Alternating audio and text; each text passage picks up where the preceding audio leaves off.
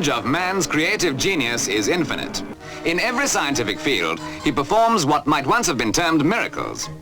Spoken with the same depth of feeling for each one of you as if I were able to cross your threshold and speak to you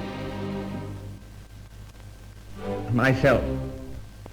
For the second time in the lives of most of us, we are at war. The history of antibiotics goes back to 1928 when Sir Alexander Fleming discovered penicillin, although it wasn't developed until 1941. See, when the First War came, we worked together in Boulogne and we saw thousands of septic wounds that we could do very little for. And it made me specially interested in substances that killed microbes. So I noticed something that perhaps others had missed, and that observation 25 years ago has brought us all together today. Antibiotics are produced commercially by fermentation, which in principle is the same as brewing. We bet this is one place in England where they know how to make good coffee. 10 years ago, when this atom bomb was exploded, man had just found the key to nature's mightiest secret.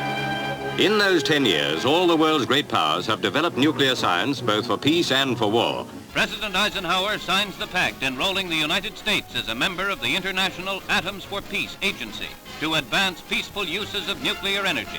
It is with pride that I now open Calder Hall, Britain's first atomic power station. And Calder Hall is only the beginning of a great program of nuclear power stations which will, in time, give us all the electricity we need without the use of coal or oil. When the atomic age opened in the fires of Hiroshima, many believed it could bring nothing but evil. But there were men of vision who had faith in its peaceful promise and worked to fulfill it.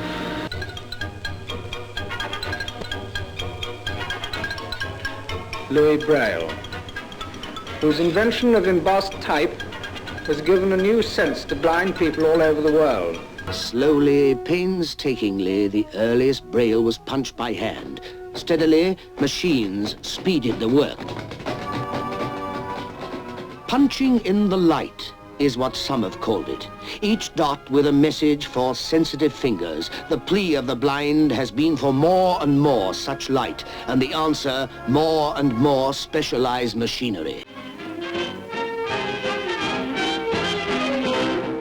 The kinescope tube, as they term it, is fitted into the receiver. Now, this is the instrument that receives the electrical impulses and recreates the image. In other words, it takes the transmission and turns it into pictures.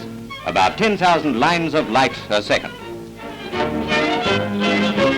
From the top of the Empire State Building, television transmissions are made over a short wave to metropolitan areas. The waves do not follow the Earth's curve, but are transmitted only to the horizon.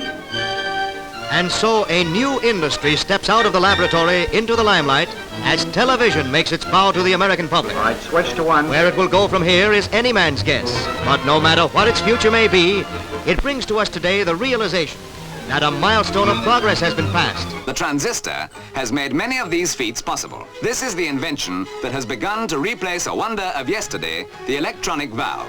By its new principle of controlling electrons, today the transistor is playing a vital part in revolutionizing the home as well as industry. What we owe to the men of science through the ages. Inventors, you know, are not always quite mad.